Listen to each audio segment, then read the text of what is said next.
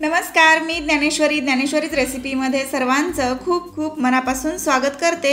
आज आपण काही महत्त्वाच्या टिप्स बघणार आहोत ज्या तुम्हाला दररोज उपयोगी पडतील। चपाती बनवण्या अगोदर तव्यावरती थोडीशी हळद नक्की टाका आणि त्यासोबतच अशा प्रकारच्या काही उपयोगी आणि उपयुक्त अशा टिप्स मी शेअर केलेल्या आहेत ज्यामुळे तुम्हाला तुमची कामं अगदीच वेळेमध्ये करता येतील आणि कमीत कमी वेळेमध्ये भरपूर कामं करण्यासाठी या सगळ्या टिप्स उपयोगी पडतील। सगळ्यात पहिली आपली टिप आहे ती म्हणजे जेव्हा आपण मोसंबी किंवा संत्री अर्धीच आपल्याला हवी असते त्यावेळी आपण काय करायचं, डायरेक्टली सालासकट आपण ती चाकूने अशी चिरून घ्यायची आणि अर्धी राहिलेली मोसंबी किंवा संत्री काहीही असेल तरी तुम्ही ती सालासकट ठेवली तर ती लवकर खराबही होत नाही आणि हवी तशी त्याच स्वादामध्ये किंवा त्याच टेस्टमध्ये आपल्याला जेव्हा हवी तेव्हा ती वापरता येते आणि ती खाता येते। जर आपण त्याला साल त्याची काढली आणि नंतर त्याला तसंच ठेवून दिलं तर ती पुन्हा आंबट जास्त होऊ शकते किंवा त्याची टेस्ट बदलू शकते। पण यावरती जर साल तशीच ठेवली तर आपल्याला ती खराब होण्याची भीती राहत नाही। पण ठेवताना सुद्धा एक महत्त्वाची टिप सांगितलेली आहे। सगळ्यात आधी आपण दुसरी एक टिप बघतोय ती म्हणजे जेव्हा आपण मोसंबीचा किंवा संत्रीचा ज्यूस बनवतो, कारण मुलांना अशा प्रकारे ज्यूस प्यायला आवडतातच, पण ज्यूस बनवताना एक महत्त्वाची चूक आहे तर ती आपल्याकडून होता कामा नये। ती म्हणजे ज्यूस बनवताना या ज्यूसच्या भांड्यामध्ये ज्या फोडी आपण टाकतोय तर या मोसंबीच्या फोडीमध्ये काय झालं पाहिजे की एकही बी गेली नाही पाहिजे। तर या बिया जर या ज्यूसमध्ये गेल्या किंवा मिक्सरच्या भांड्यामध्ये गेल्या तर ज्यूस जो आहे तो कडवट होतो आणि तो कडवट झालेला ज्यूस आरोग्यासाठी सुद्धा चांगला नसतो। राहिलेला जो अर्धा भाग मोसंबीचा आहे तो एखाद्या प्लेटमध्ये अशा प्रकारे पालथा ठेवायचा आहे जेणेकरून आपल्याला तो भाग पुन्हा एकदा व्यवस्थित ठेवला तर तो 2-3 तासानंतर किंवा तास 2 तासानंतर सुद्धा व्यवस्थित वापरता येतो आणि त्याची चवही अजिबात बिघडत नाही। चला मग पुढची टिप बघूया। अशा प्रकारे तुम्ही फ्रीजमध्ये ठेवू शकता किंवा बाहेरही ठेवलं तरी देखील चालेल। रूम टेम्परेचरला सुद्धा हे फ्रूट्स जे आहे ते अशा प्रकारे ठेवले तर सालीसकट असल्यामुळे खराब होत नाहीत। पुढची टिप बघतोय ती आहे आपल्याकडे असलेलं चहाचं भांडं।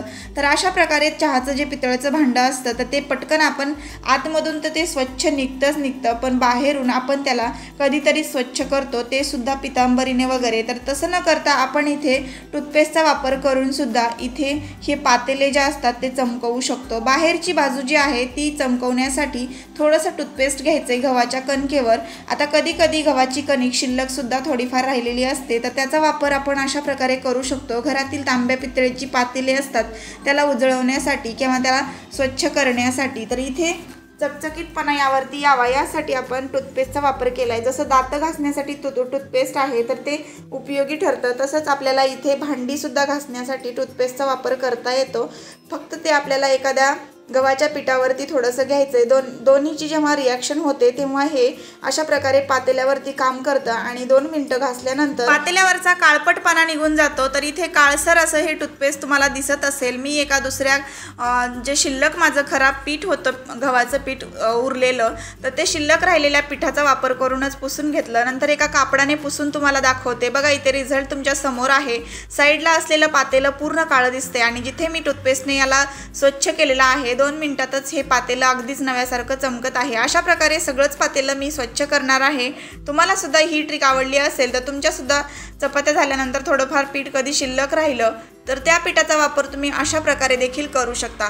पीठ जर फेकून द्यायचं असेल तुम्हाला तर त्या अगोदर त्याचा असा वापर करून घ्या। कधी कधी शिल्लक राहिलेल्या पिठाच्या चपात्या केल्या जात नाहीत आणि ते पीठ जास्त वेळ तसंच राहिल्यामुळे ते सुद्धा खराब होतं आणि आपण त्याचा वापर करत नाही। तेव्हा आपण ह्या टूथपेस्टचा वापर करून आपण अशा प्रकारे तांब्या पितळेची भांडी देखील चमकवू शकतो।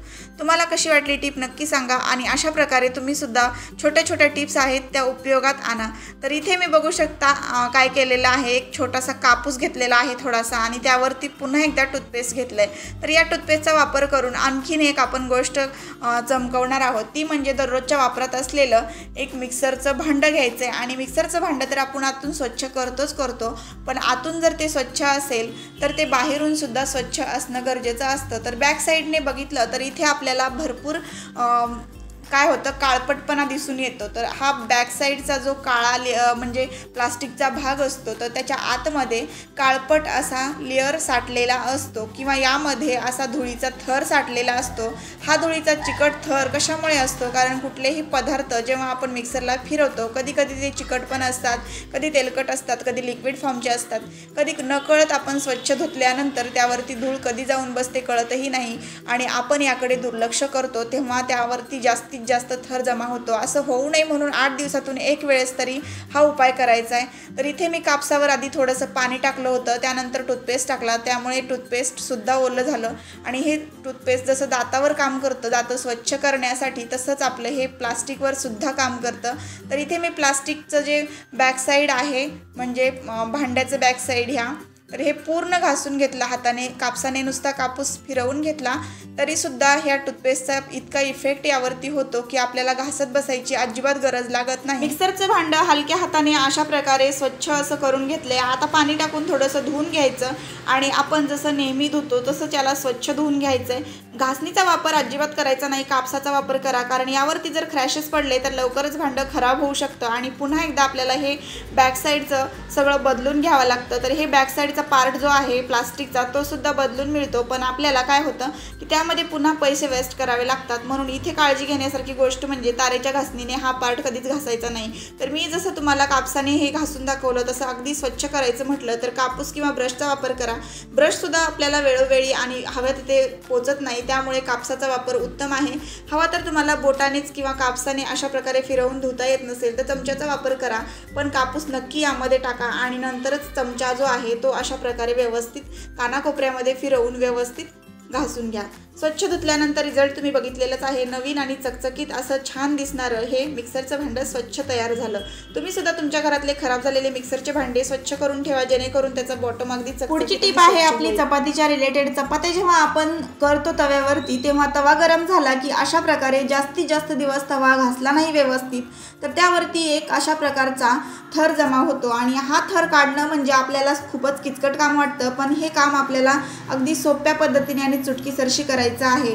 कारण हा थर जर आपल्या थोडा थोडा करून अन्नपदार्थामध्ये गेला म्हणजे चपातीमध्ये गेला तर आपल्या आरोग्याला खूप मोठा असा धोका तयार होऊ शकतो. सर्दी खोकला, वारंवार येणारा ताप किंवा कणकण, तर अशा प्रकारचे आजार आपल्याला या तव्यामुळे होतात. तव्यामध्ये अशा प्रकारचा एक काळसर लेअर झालेला असतो आणि तवा जसं जसं गरम होतो तसं त्यामधून ऑइली पदार्थ बाहेर पडतो आणि ऑइली पदार्थ चपातीला लागून तो आपल्या अन्नपदार्थामध्ये मिक्स होतो आणि मगच चपातीमध्ये तो मिक्स झाला की आपल्या पोटामध्ये तो सहज जातो, त्यामुळे आपल्याला तो बाहेर काढणं गरजेचं आहे.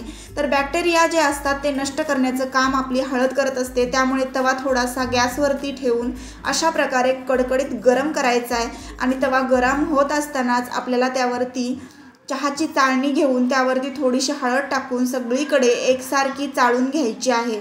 तर चाळून घेतलेली ही हळद जी आहे ती ओलीसुद्धा करून घ्यायची आहे आणि अशा प्रकारे ही हळद ओली करण्यासाठी मी वापरलेला आहे इथे स्प्रे, पण स्प्रे नसेल तरी चालेल.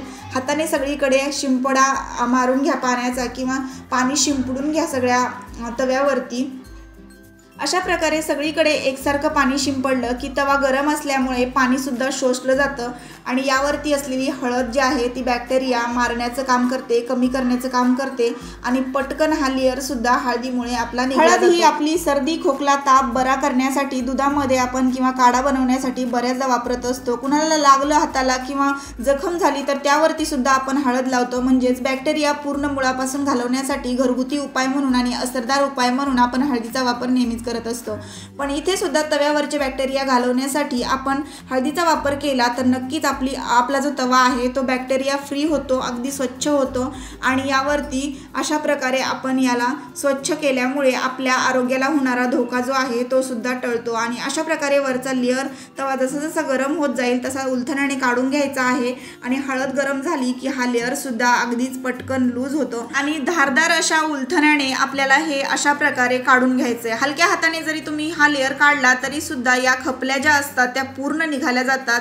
कडा सुद्धा आपल्याला हलक्या हातानेच व्यवस्थित घासून घ्यायच्या आहेत। यावरचा सगळा लेअर निघण्यासाठी इथे फक्त आणि फक्त 2 मिनिट लागलेले आहेत। 2 मिनिटांमध्ये हा सगळा थर मी काढून घेतला। जेवढा थर निघणं शक्य आहे तेवढा निघून जातो। नंतर आपल्याला याला हलक्या हाताने घासून घेतलं किंवा ताराने घासून घेतलं तारेच्या घासणीने तरी सुद्धा हा तवा खूप स्वच्छ निघणार आहे। त्यानंतरच आपल्याला आपला तवा जो आहे तो बॅक्टेरिया फ्री मिळणार आहे, स्वच्छ मिळणार आहे। त्यामुळे तुमच्याही घरामध्ये अशा प्रकारे तवा जो झालेला असेल किंवा यावरती थर तयार झाला असेल अशा प्रकारचा, तर तुम्ही सुद्धा घरातला तवा जो आहे तो बाहेर काढा आणि त्याला स्वच्छ करण्याचं काम करा। अगदी सोपं आहे। तवा गरम झाला की यावरचा जो लेअर आहे ना तो पूर्ण निघून जाणार आहे। त्यामुळे अजिबात तुम्हाला मेहनतीचं काम नाही आहे। फक्त तुमच्याकडे एक धारदार उलथणं असायला हवं आणि थोडीशी हळद इथे लागणार आहे। तुम्ही म्हणाल इथे हळद आपली थोडीशी वेस्टच गेली, पण वेस्ट न जाता आपला तवासुद्धा स्वच्छ झालेला आहे। तर या ठिकाणी तव्यावरती तुम्ही अशा प्रकारे थोडीशी हळद एकदा टाकून बघा, नक्कीच तुम्ही सुद्धा आश्चर्यचकित व्हाल याची मला खात्री आहे। अशा प्रकारे मी इथे सगळ्या खपल्या ज्या आहेत तव्यावरच्या पूर्ण काढून घेतल्या। गॅसवरती सुद्धा इकडे तिकडे थोड्या पसरल्या आहेत, पण त्या मी आता स्वच्छ करून घेणारच आहे। अशा प्रकारे ताटात तुम्हाला काढून दाखवते। भरपूर काळात थर यावरती जमा झालेला होता आणि तो थर मी अगदी सहज उलथण्याने काढून घेतलाय। पुन्हा मी यावरती थोडं थोडं पाणी टाकते आणि थोडीशी हळद एकदा टाकून घेते, कारण सेंटरला थोडासा मला थर इथे राहिल्यासारखा वाटतोय आणि तो थर काढणं सुद्धा खूप गरजेचं आहे। थोडा थोडा करून आपल्या आहारामध्ये गेला असता, आपल्या भाकरीसोबत किंवा आपल्या चपातीसोबत हा पोटात गेला असता आणि वारंवार आजारी पडण्याचं प्रमाण देखील घरामध्ये वाढलं असतं। तर हे होऊ नये म्हणून तुम्ही सुद्धा तुमच्या तव्याची नीट काळजी घ्या आणि अशा प्रकारे हळदीने तवा एक वेळेस तरी महिन्यातून एक वेळेस किंवा 15 दिवसातून एक वेळेस नक्कीच धुवून घ्या। दररोज तर आपण तवा घासतच असतो, पण अशा प्रकारे लेअर हा नकळत तयार होतो आणि त्यावरती या खपल्या तयार होतात। या तव्याला तेल न लावता सुद्धा चपाती भाजण्याच्या आधीच या थरामधून बरंचसं तेल बाहेर पडायला लागतं। दररोज थोडं थोडं तेल यामध्ये जाऊन किंवा यामध्ये अडकलं जातं आणि त्या थरामध्ये अडकलेलं तेल हे तसंच राहतं आणि पुन्हा दुसऱ्या दिवशी त्यात काळ्या थरामध्ये असलेलं तेल थोडं थोडं गरम झाला तवा की लगेच बाहेर पडायला लागतं। चपातीला सुद्धा हे तेल लागलं जातं। त्यामुळेच तुमच्या लक्षात आलं असेल की आपण हा तवा किती छान आणि बॅक्टेरिया फ्री बनवलेला आहे, सोप्या पद्धतीने घासला सुद्धा आहे। तवाचा इथे गॅस बंद केल्यानंतरच मी तारेच्या घासणीने घासलेला आहे आणि गॅस चालू असताना तुम्ही सुद्धा तारेच्या घासणीने हा तवा घासण्याचा ट्राय करू नका, कारण खूप जास्त चटका बसू शकतो। त्यामुळे गरम तव्यावरती घासू शकता, पण गॅस ऑन असताना घासू नका। आणि अशा प्रकारे हळदी मी यावरती पसरवून मग तवा घासून घेतला। हलक्या हातानेच घासलेला आहे, फार जास्त याला वेळ लागला नाही। 2 ते 3 मिनिटांमध्ये मी तवा घासून सुद्धा झालेला आहे माझा। आणि अशा प्रकारचा हा थर हळदीसोबत मी पूर्ण काढून घेतलेला आहे। चकचकीत आणि स्वच्छ असा तवा तुम्ही बघितलेलाच आहे। पहिला तवा कसा होता आणि आता कसा झालाय तुमच्या लक्षात आलंच असेल। आजच्या सगळ्या टिप्स पैकी तुम्हाला कुठली टिप आवडली हे मला कमेंट बॉक्समध्ये सांगायला अजिबात विसरू नका। पुन्हा भेटू आपण अशाच एका छानशा व्हिडिओसोबत। आणि हो, आजचा हा व्हिडिओ तुम्हाला जरासा जरी आवडला असेल तर व्हिडिओला लाईक करायला विसरू नका। कमेंटमध्ये नक्की सांगा तुम्हाला आजच्या सगळ्या टिप्सपैकी कुठली टिप आवडली ते, आणि माझा हा व्हिडिओ तुम्ही कुठल्या गावातून आणि कुठल्या शहरातून बघताय हे सुद्धा मला कमेंट बॉक्समध्ये नक्की कळवा। आणि आजचा हा व्हिडिओ तुम्ही शेवटपर्यंत पाहिला त्याबद्दल पुन्हा एकदा सगळ्यांचे मनापासून धन्यवाद।